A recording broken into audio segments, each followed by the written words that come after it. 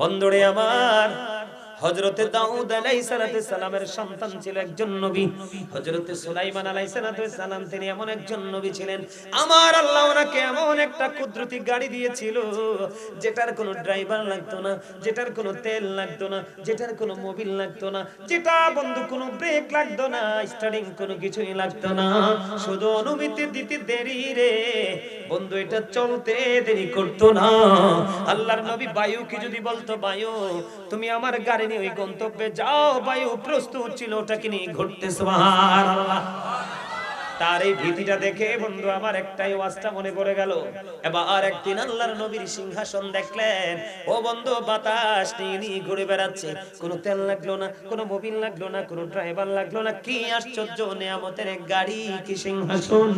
ওই কৃষক যখন এটা দৃশ্য দেখলো, দেখার পরে বলে দিল সুবহানাল্লাহ, সুবহানাল্লাহ। বলতে দেরি রে, আল্লাহর নবীর সিংহাসন আর সামনের দিকে যায় না, ধীরে ধীরে নিচের দিকে নামতে শুরু করলো। এখন আল্লাহর নবীর সিংহাসন যখন নিচের দিকে নামতে শুরু করলো, এবার ওই কৃষক দেখে ভয় পাইলেন, আরে আল্লাহ আমি কি ভুল করেছি, আল্লাহর নবীর গাড়ি তো সামনে না যাই আমার দিকে আসতেছে।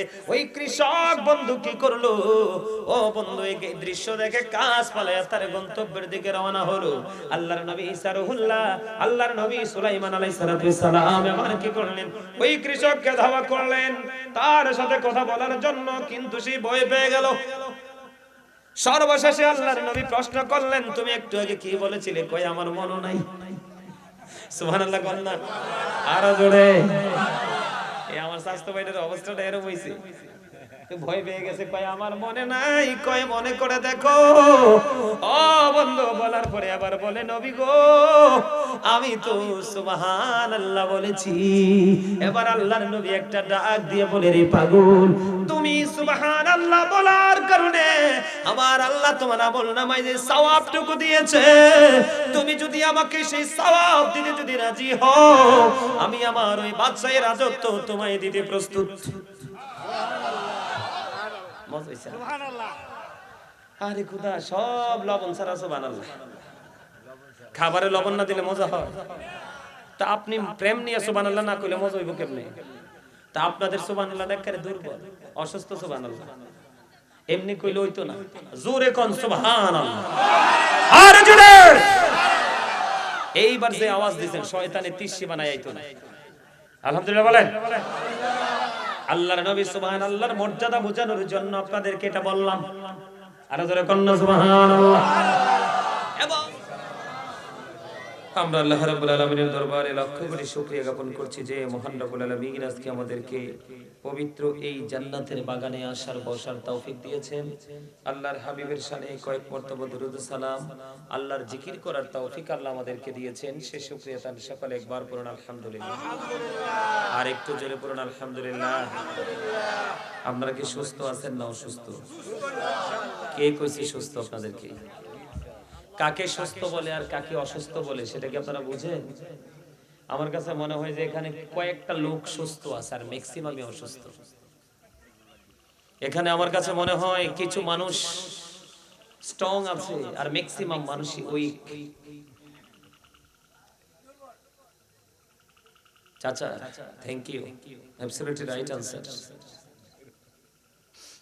আপনাদেরকে বলি, মাহফিলে আসলেই কিন্তু মাহফিলের শ্রোতা নয়, মসজিদে গিয়ে হাজিরা দিলেই মুসল্লি নয়। মুসল্লি হলো ওইটা যার সিনায় তাকওয়া আছে। এই মিয়া, আপনাদের মতো স্টুপিড আমি জিকির করি আর আপনারা গল্প করেন, লজ্জা লাগে আমার কাছে এগুলো দেখতে। জিকির করা কি জানেন? জিকির করা ফরজ। যারা জিকির করে তারা জিন্দা, আর যারা জিকির করে না তারা মুর্দা। 10তম মাহফিল থেকে আপনাদের বক্তারা আপনাদেরকে কি শিখিয়ে গেছে? এখান থেকে কি বিরিয়ানি খাওয়ার ট্রেনিং দিয়ে গেছে শুধু বক্তারা? এই মুরব্বিরা, ভাল লাগলে এখানে বসেন, নাইলে ওপারে চলে যান। এটা শুটিং স্পট নয়। এই গেট বন্ধ করে দিক দিয়ে, মাহফিল কমিটি করে দিক দিয়ে গেট ব্লক করে দাও, টোটাল বন্ধ করে দেন দিক দিয়ে। হয় একটা রাখেন, এটা না হয় ওটা। বেয়াদব কোথাকার। তামাশা পাইছো? ওই আমি ওঠার আগে যিনি বলছিল ওনার নাম কি? মুফতি ওমর ফারুক যুক্তিবাদী। সেই মজা লাগছে কথাগুলা। আলোচনার কথা আমি বলছি না, মানে আমি তো আলোচনা শুনছি, আওয়াজ কি করেছে শুনি নাই, কিন্তু আমি আসার সময় এটুকু থেকে যেই কথাগুলো বলেছে ছন্দে ছন্দে একেবারেই মেয়ে, আপনাদের লজ্জা থাকলে ওখানে আপনারা সোজা হয়ে যাইতেন। যার লজ্জা নাই তার ঈমান নাই। কি বলছি বুঝতে পারছেন? এত নির্লজ্জ, এত বেহায়া, এত নষ্ট কিভাবে হয় মানুষ? কত দূর থেকে আসছি, একটা রাত্র ঠিক মতো ঘুম নাই, খানা নাই, মাহফিলে আসি, মাহফিলের প্যান্ডেল দেখে এসে কি আমার কাছে ভালো লাগছে, মন অশান্ত, মন শান্ত হয়ে গেছে। আপনাদের কিসের তো অহংকার, কিসের তো জমিদারি, দেখছি তো ঘর বাড়ি দিয়ে তো ভালো নাই, ভালো করে কি নিয়ে অহংকার করেন আপনারা? এই এই মাহফিল কমিটিকে বলি, এই মাহফিলের এই এদিক দিয়ে রাস্তাটা বন্ধ করেন, নাইলে কিন্তু আমি সোজা নাইমা চলে যাবো এখান থেকে। এদিক দিয়ে রাস্তা বন্ধ করেন, না ওদিক দিয়ে রাস্তা বন্ধ করেন, এটা এদিক দিয়ে আসা যাওয়ার জায়গা না। এই এই কমিটির লোককে, এই যুবক ভাই তুমি এদিকে আসো, এই তোমারে বলছি তুমি এদিকে আসো। বিছানা আসেনি বাড়িতে? বিছানা থাকলে ঠিক এই কাপড়টা সহলে একবারে মাথা পর্যন্ত বিছাই দাও, একবারে মানুষকে এদিক থেকে বসাও, একটা লোক এদিকে ঢুকতে পারবে না, বের হতে পারবে না, এদিক দিয়ে বিছাও, বিছানা নিয়ে এসে যাও। তামাশা পাইছেন না? এটা শুটিং স্পট না, এটা একটা ক্লাস। আপনাদের বিবেক নাই, আপনারা সেন্সলেস, এইজন্য বুঝতে পারেন না এটা কত গুরুত্বপূর্ণ ক্লাস। দুনিয়ার স্কুল কলেজে গেলে দুনিয়ার ট্রেনিং নেওয়া যায়, আর এই স্কুলে আসলে দুনিয়া এবং আখিরাত, প্রেজেন্ট এন্ড ফিউচার সম্পর্কে ট্রেনিং নেওয়া যায়।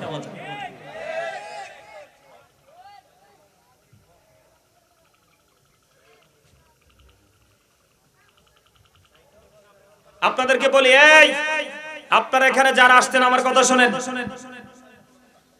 আপনাদেরকে আমি কন্ডিশন দেই, একবারে সোজা সাপটা কথা, আমার সোজা কথা হলো, এই বসো, এই আবার কথা বলে, এই জালিবেত আসেনি, একটা জালিবেত নিয়ে আসো আমার লাগে।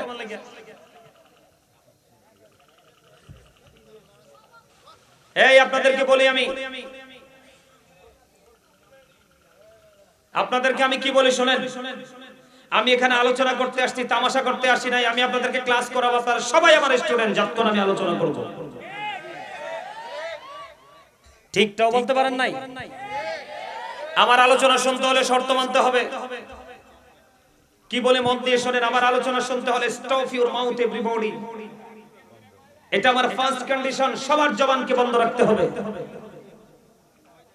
আমার সেকেন্ড কন্ডিশন হলো you listening my lecture very attentively, আমার কথা সবাইকে মন দিয়ে শুনতে হবে।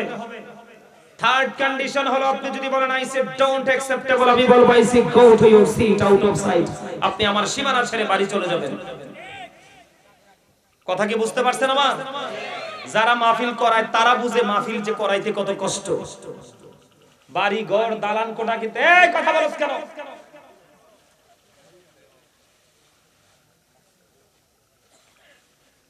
আমার কথা আপনারা বুঝতে পারছেন? শর্ত কয়টা? প্রথম হলো জবান বন্ধ রাখতে হবে, দ্বিতীয়ত হলো মনোযোগ দিয়ে শুনতে, তৃতীয়ত আমারে সবার ভালো লাগবে না, কারণ হক কথা একটু তিতা, আল হাক্কু মুররুন, হক কথা তিতা। হক কথা কোন কোন মানুষের উপর উত্তপ্ত গরম পানির মতো ঢালে পড়ে, কিন্তু আল্লাহ বলছে যদি তিতাও হয় অকুলু কাউলান সাদীদা, হক কথাটাই বলো। কি করো? হক কথাটাই বলো, ঠিক না ঠিক? আরো জোরে, আরো জোরে বলেন। এই এদিকে যাও, একবারে ওঠেন ভাই, ওঠেন, ওইটা এদিকটা একবারে ব্লক করে বসেন, একবারে ব্লক করে বসেন। এই আপনারা আসেন, সবাই আসেন, এই যে সামনে দিকে আসো, এদিকে আসো, এই দিক দিয়ে কোনো রাস্তা থাকবে না, একবারে ব্লক করে আসো, এদিক দিয়ে ব্লক করে দাও। এই একবারে চেপে বসো, একবারে চেপে বসো। আপনারা যারা সামনে ফাঁকা আছে সবাই সামনে আসেন। একটা লোকের সামনে দিয়ে ডাইনে বামে ফাঁকা থাকতে পারবে না, যদি ফাঁকা থাকেন শয়তান আপনাকে ডিস্টার্ব করবে, আর শয়তান যখন ডিস্টার্ব করবে আপনার কাছে ওয়াজ আর মজা লাগবে। সবাই একবারে মৌচাকে যেভাবে মৌমাছি বসে, মধুর ভাষা, বাংলা ভাষায় মধুর ভাষা, মধুর ভাষাটা কি দেখা যায় পোকা বসলে?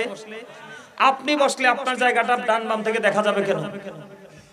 জান্নাতের বাগানে বসার আদব হলো মৌচাকে যেভাবে মৌমাছি বসে ঠিক সেইভাবে বসা, কারণ আপনার ডানে বামে গ্যাপ থাকলেই শয়তান আপনাকে ডিস্টার্ব করবে। কি করবে?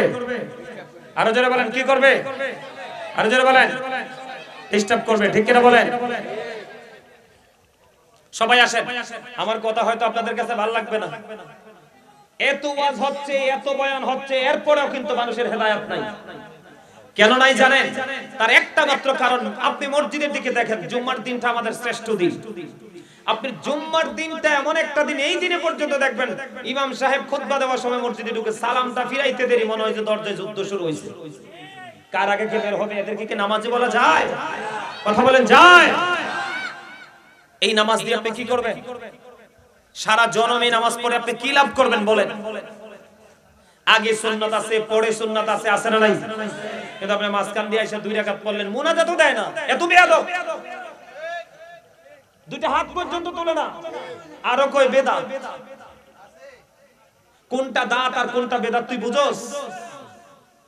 কথা বলেন, আমি ভুল বলছি? আমি আজকে আপনাদেরকে আমার আলোচনা ঢুকা রাখি বলি, আপনারা যারা আমার বাবারা আছেন এখানে, মুরব্বী বাবারা, সবাই তো একদিন যেতে হবে, এটা তো বাধ্যতামূলক।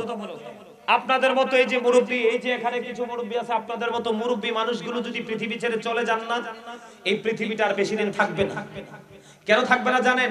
এখনকার ছেলে মেয়েদের দিকে তাকায় দেখেন, তাদের মধ্যে ইসলামের নাম মাত্র নাই। মাথা থেকে পা পর্যন্ত, সকাল থেকে বিকেল পর্যন্ত সব বেঈমান কাফেরদের সংস্কৃতি। কথা বলেন না ভুল বলছি? আপনি দেখেন আমরা মুসলমান কতটা দুর্বল মুসলমান। আপনি চা দোকানে যেই পোশাকে, ঠিক জুম্মার দিনে মসজিদেও সেই পোশাকে। কথা বলেন না আপনারা? আপনি 3 রাস্তার মোড়ে দাঁড়াইয়া যেই পোশাকে, ঠিক মসজিদেও সেই পোশাকে। কথা কি বুঝতে পারছেন? আশা করি 2টা বলছি, বাকিগুলো বুঝে নিয়েছেন। মানে মসজিদকে কিভাবে বরণ করতে হবে, মাদ্রাসাকে কিভাবে বরণ করতে হবে, মাহফিলকে কিভাবে গ্রহণ করতে হবে, শিক্ষাটাই নাই। কেন নাই? কারণ দিনের শিক্ষা নাই। কি নাই? দিনের শিক্ষা নাই। যদি দিনের শিক্ষা থাকতো তাহলে কিন্তু আমাদের এই অবনতি হতো। আপনারা হিন্দুদের পূজা দেখেন না? দেখেননি? বলেন আপনারা, আমার কথা শুনেন, পূজা দেখেননি? তাদের ধর্মের কিন্তু কোনো ভিত্তি নাই, কোনো ভিত্তি নাই।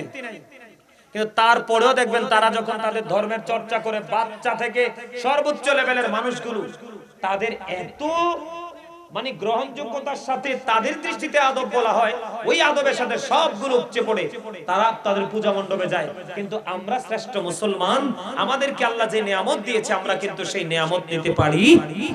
এই জন্য আমি আমার আগে যিনি আলোচনা করেছেন, আমি কিন্তু রোমে, আমাকে কিন্তু হুজুর দাওয়াত দিয়েছে। কে দাওয়াত দিয়েছে? আমাকে দাওয়াত দিয়েছে হুজুর। তো হুজুর যে আমাকে দাওয়াত দিয়েছে, আবু তাহের সাহেব না, আমাকে দাওয়াত দিয়েছে। তিনি আমাদের এলাকায় দীর্ঘদিন ইমামতি করেছেন, ওনার যথেষ্ট সম্মান আছে আমাদের এলাকায়। উনি আবার আমার বাবার সাথে খুব ভালো সম্পর্ক, খুব সম্পর্ক। একেবারে আমার বাবা মানে ওইদিকে গেলে ওনার সাথে দেখা করতো, চা খাইতো, একটু হইলো গল্প করতো।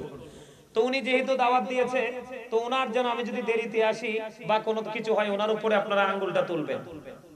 আমি কিন্তু অনেক আগে থেকে এসে রুমে বসে আছি। উনি যে আলোচনা করেছে, আলোচনার মধ্যে আমি এখানে কি করব এটা কিন্তু বাহির থেকে মানুষ শুনবে, এবং আমার সাথে আপনাদের আওয়াজটা কত উচ্চ হবে সেটাও কিন্তু বাইরে থেকে মানুষ। উনি যখন আলোচনা করেছে, আমি কিন্তু আপনাদের সাউন্ডটা কিন্তু আমি মন মতো পাই নাই। তার মানে আমার কাছে মনে হয়েছে হুজুরে আদা মরা কিছু মরা লইয়া ওয়াজ করতেছে। তাই এই মুসল্লির কাছে ওয়াজ শোনাইয়া লাভ হইব কি? কোনো লাভ হইব? আপনি তো ব্রেনে ঢুকাচ্ছেন না। যদি ঢুকাইতেন তাহলে তো আপনার আওয়াজ হতো অনেক উচ্চ আওয়াজ। বলছি আমি আপনাদেরকে বলি, আপনারা যারা এখানে আসছেন সবাই জান্নাতের বাগানের মেহমান। আমার আপনার প্রাণের নবী তিনি বলে দিয়েছেন, যখন তোমরা জান্নাতের বাগানে যাও, তখন তোমরা জান্নাতের বাগান থেকে ফল খেয়ে নিও।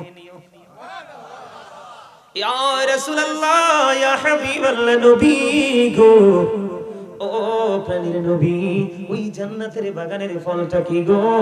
আমার নবীজি হাদিস শরীফ থেকে প্রমাণিত, কারো বানিয়ে বলার কোনো সুযোগ নাই। ওগো নবী, জান্নাতের ফল কি?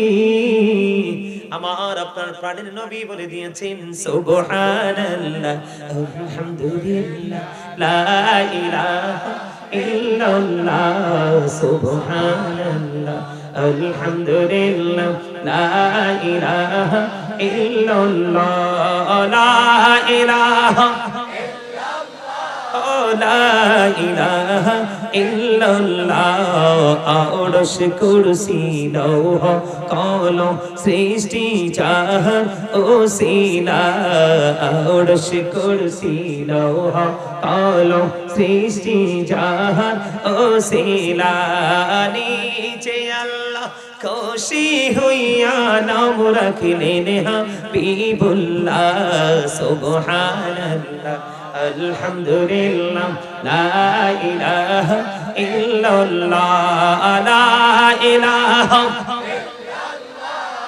লা ইলাহা লা ইলাহা ইল্লাল্লাহ মুহাম্মাদুর রাসূলুল্লাহ সাল্লাল্লাহু আলাইহি ওয়াসাল্লাম। জোরে জোরে কন্না আল্লাহু আকবার। তাহলে আপনারা কি খান? জান্নাতের ফল, ঠিক কিনা বলেন?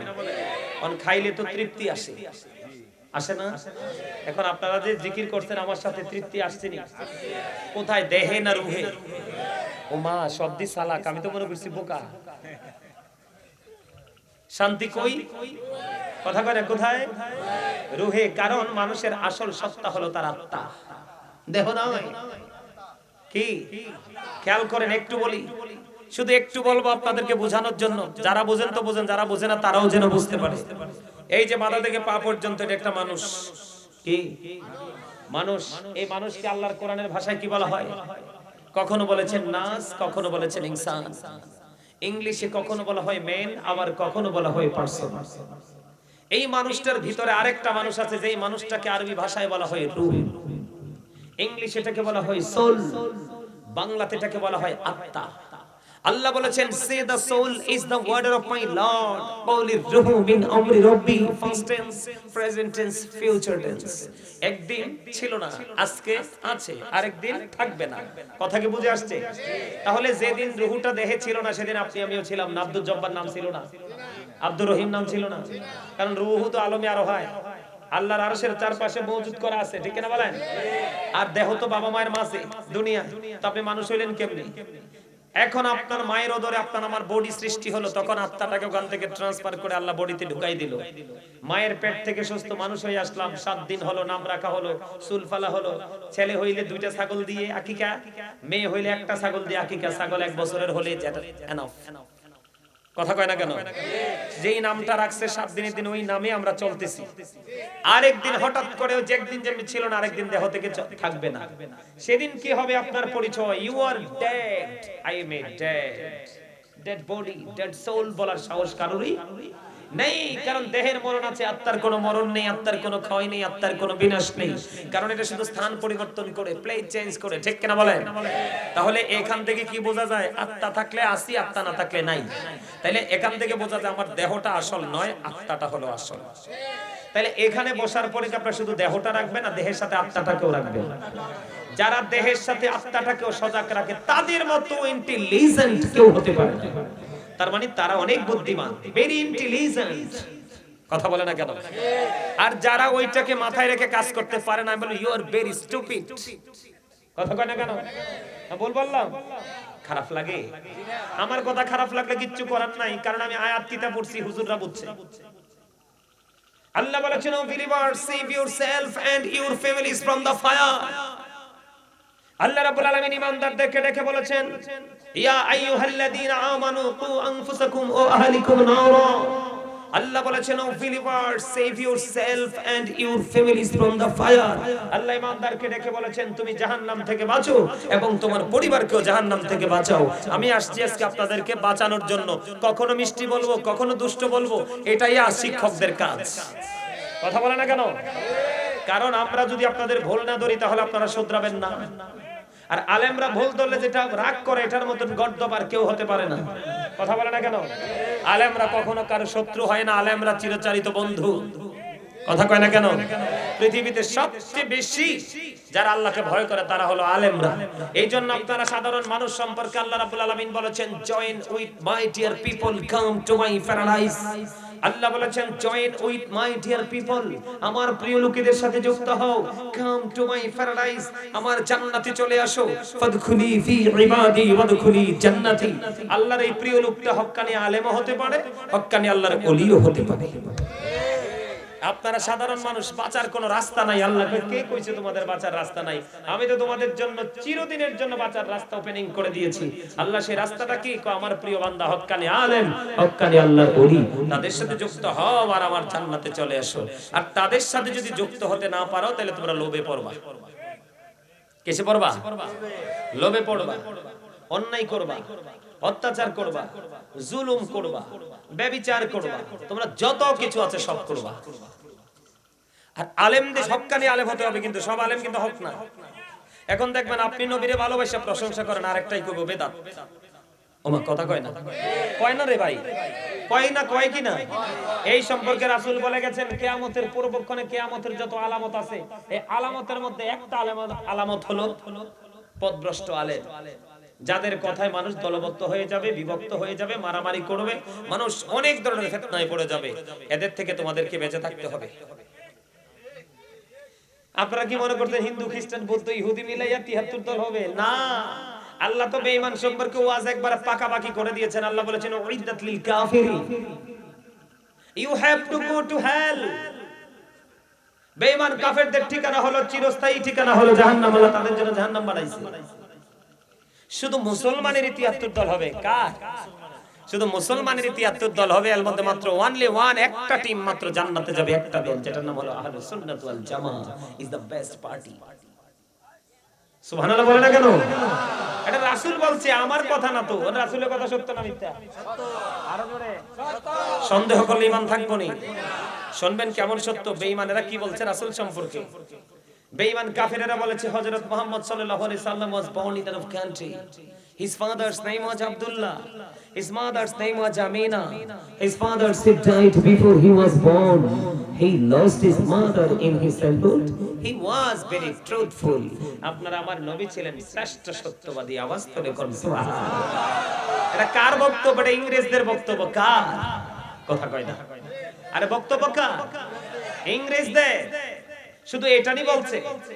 আমেরিকার গবেষক মাইকেল এইচ হার্ট তিনি 100 জন প্রভাবশালীর তালিকা করলেন। তিনি বলেছেন the 100 a ranking of the most influential person in the history।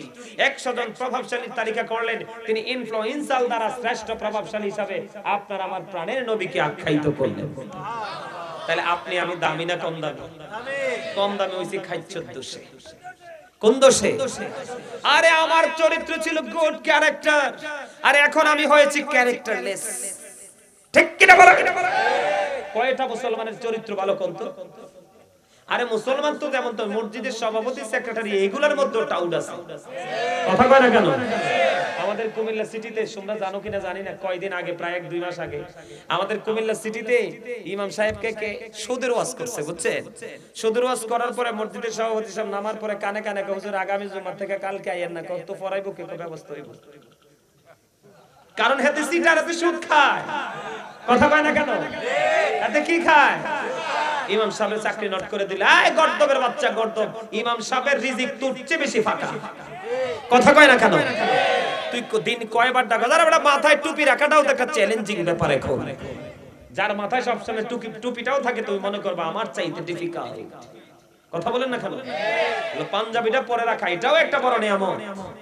আজান দিতে মসজিদে চলে যায়, ভোর রাতে উঠে সালাতু খায়রুম মিনান নাওম কই, আর তুমি শিবা ইমাম সাহেবের খাও। আরে তুই ইমাম সাহেব বিদায় করছো, তাতে ডাবল নিয়ামত দিয়ে ইমাম সাহেব কাল আরেক জায়গায় ঢুকাবে। কারণ আমার আল্লাহ বলেছে ওয়াকুলু কাউলান সাদীদা, ইমাম সাহেব সত্য কথা বলেছে। জোরে বলেন ঠিক কি না?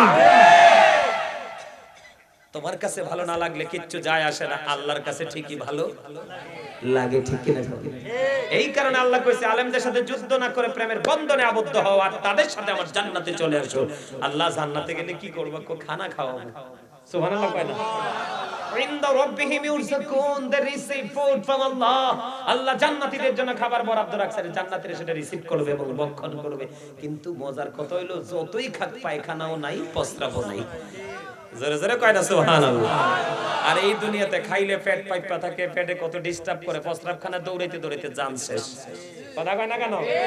ওয়াজ বুঝে। আমরা সেই নবীর উম্মত, আমাদের চরিত্র হওয়ার কথা ছিল সুন্দর, এটা হইছে কালা। কন্না এরপরও দাবি করি আমি সবার চাইতে বালা। যেতে নিজের বালা মানুষ দাবি করে, এর চেয়ে দামরার আছে? হ্যাঁ, আপনাকে বড় বলে বলো সে নয়, লোকে যারে বড় বলে বড় সে হয়, ঠিক কিনা বলে? আপনাদেরকে একটা কবিতা বলি, ছড়া, আমরা আগে ছড়া বলতাম, বল শুনবেন?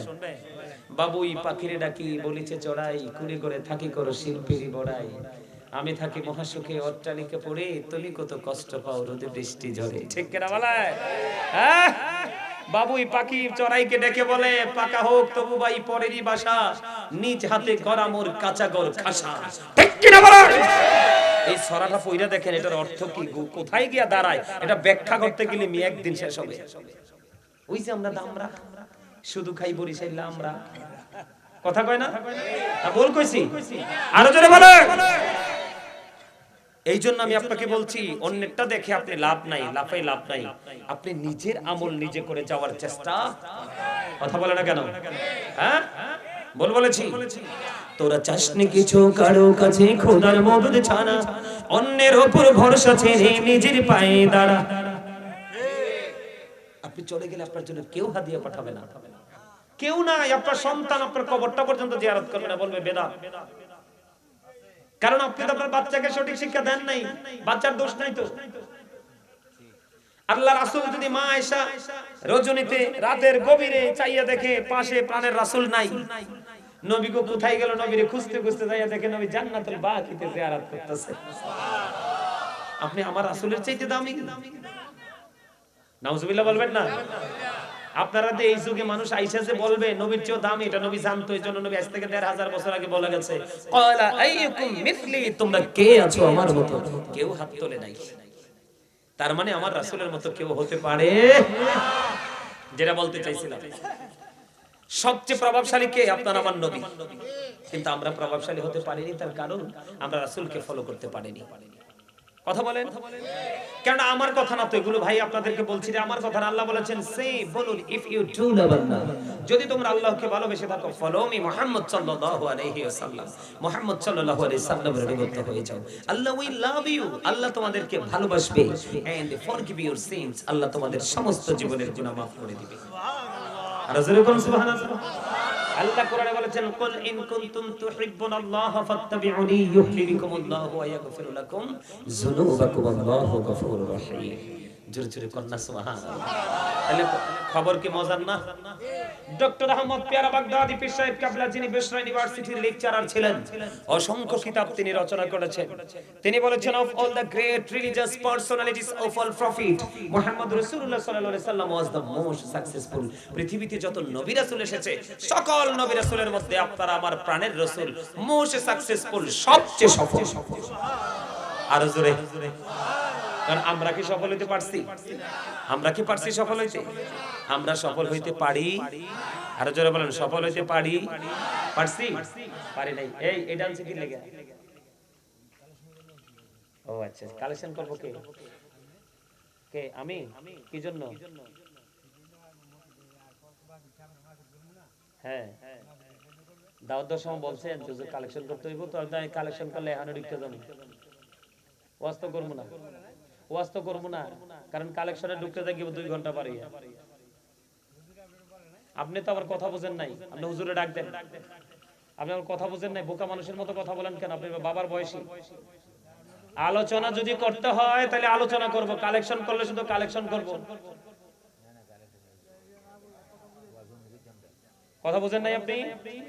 কারণ আপনি তো আপনার চিন্তা নিয়ে আমি চলি না, আপনার চিন্তা মতো আমি কাজ করব না। মসজিদ আল্লাহর ঘরের জন্য কালেকশন করতে হলে 1000 বার করব, কিন্তু কালেকশন করতে গেলে ওয়াজ করা যাবে না, আমার সময় লাগবে। আপনি বলতে পারবেন না যে আব্দুল জলিল ভাই 50,000 টাকা দিয়ে যান না, জলিল ভাই জীবনও করতেও পারিত না। জলিল ভাইরে কোরআন দিয়ে হাদিস দিয়ে ফেজ দিতে হইব, ফেজ দিতে গেলে আমার সময় লাগবে। কথা কয় না কেন? জলিল ভাইয়ের অন্তর, আব্দুল জলিল ভাইয়ের অন্তর পাথরের চাইতে শক্ত। মানে আমার কাম হইছে এটারে মোমের মতো গলাইতে হইব, তো মোমের মতো গলাইতে হইলে 50টা কইলে হইতো না, কমপক্ষে 81টা কইতে হইব। কথা কয়টা? তো আমার মন করে না কোরআন এবং হাদিস থেকে খুঁজে খুঁজে জলিল ভাইরে বুঝাইতে হবে, কারণ জলিল ভাই তো ধনী মানুষ। ধন হইলে লাভ হবে কি? মন তো নাই, মন তো মাঠে হাটে সব জায়গায় মারা গেছে। তো এই মারা যায় না, মন চিন্তা করতে হইব না, পানি ডাল তুইব দুইটা। কথা কয় না কেন? আরো জোরে, আরো জোরে।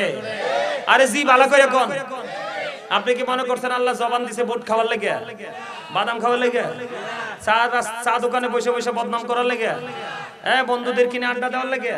তো কি লাগে কইতেন পারতেন না তো, কারণ পারবেন কই থেকে, শিক্ষা তো নেন নাই। আল্লাহ শুকরিয়া, চমৎকার, এটাও ঠিক আছে। তবে আল্লাহ জবান দিয়েছে আপনাকে আল্লাহর জিকির করার জন্য। কিসের জন্য? আল্লাহ রাব্বুল আলামিন বলেছেন এদিক তাকান, remember me then I will remember you. Allah বলেছেন ফাযকুরুনি আযকুরুকুম, তোমরা আমাকে স্মরণ করো আমি তোমাদেরকে স্মরণ করব। জোরে জোরে কোন না সুবহান, আর জোরে কোন সুবহানাল্লাহ। আমার কথা কি বুঝে আইছে আপনাদের? আইছে? তাহলে আমাদের রাসূলকে শিক্ষক হিসেবে গ্রহণ করতে হবে বলছে কে? আল্লাহ। এখন কি আমরা সেটা গ্রহণ করছি?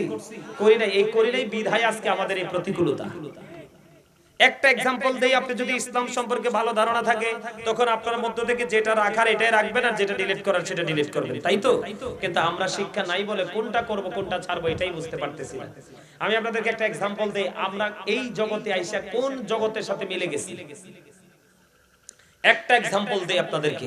এখনকার মুসলমান কন্টিনিউ নিজের উপর নিজে জুলুম করতেছে। কি করতেছে? এটা আমার কথা না, আল্লাহ বলেছেন সূরা ইউনূসের 44 নম্বর আয়াতে, ইন্নাল্লাহা লা ইয়াজলিমুন নাসা শাইয়্যান ওয়ালাকিন্নান নাসা আনফুসাহুম ইয়াজলিমুন। হাফেজ সাহেব আসেনি? আসেনি ওই আয়াতটা? আল্লাহ বলতেছে আল্লাহ বান্দার উপর অত্যাচার করে না, বান্দা নিজে নিজের উপর অত্যাচার করে। যাইবেনটা কই? আল্লাহ বলতেছে আল্লাহু লা ইউহিব্বুজ জালিমিন, যারা অত্যাচারী আল্লাহ তাদেরকে ভালোবাসে না, পছন্দ করে না। এরপর আল্লাহ বলতেছেন যাদেরকে পছন্দ করে না তাদের সম্পর্কে আল্লাহ বলেছেন ওমালিজ জালিমিনা মিন আনসার, জালেমরা যখন বিপদে পড়ে আল্লাহ তাদের জন্য কোনো সাহায্যকারীও রাখে না। যাইবেনটা কই? জালেমদের অবস্থা কত ভয়ঙ্কর হবে। লা ইয়ামুতু, people will not die that day, সেদিন মানুষ মরতে পারবে না। আল্লাহ বলেছেন ফিহা ওয়ালা ইয়াহইয়া, people will not be able to live that day, সেদিন মানুষ বাঁচতেও পারবে না। আল্লাহ বলেছেন ওমা হুয়ান হাবিয়া গাইবিন, people will not be able to escape that day, সেদিন মানুষ সেখান থেকে পালাতেও পারবে না, অদৃশ্য হতে পারবে না। যাবেনটা কই? দৌড় দিবেন। আল্লাহ কয় ইন্না বাতশা রাব্বিকা লাশাদীদ, the sieging of Allah is difficult, আল্লাহর ধরা, আল্লাহর পাকড়াও বড় শক্ত, বড় কঠিন। যাবেন কোথায়? দৌড় দিয়ে যাবেন। কসাইয়া ধরবে, ধরার পরে কি করবে? ইন্নাল্লাহা সারিউল হিসাব, আল্লাহ is quick to take account, আল্লাহ হিসাব গ্রহণে অত্যন্ত তৎপর। আপনার কাছ থেকে হিসাবটাও নিবে চুকিয়ে চুকিয়ে। জোরে জোরে কোন সুবহানাল্লাহ, আর জোরে বলেন সুবহানাল্লাহ, আরেকটু মহব্বতে বলুন সুবহানাল্লাহ। তাহলে এখন আমাদের উপায় আসেনি কোনতে? আমি एग्जांपल দেই আপনাদেরকে, ওই ইসেরহুল্লাহর জীবনীতে একটু যাব বোঝানোর জন্য। বন্ধুরে আমার, আল্লাহর নবী ইসেরহুল্লাহ, ওনার জামানায় ওনার ভক্ত বেশি ছিল না বন্ধু, 2-4 জন। ইসেরহুল্লাহর কাছে একদিন এক বেঈমান এসে বলল, গো নবী, আমি আপনার সফর সঙ্গী হতে চাই। সফর সঙ্গী হতে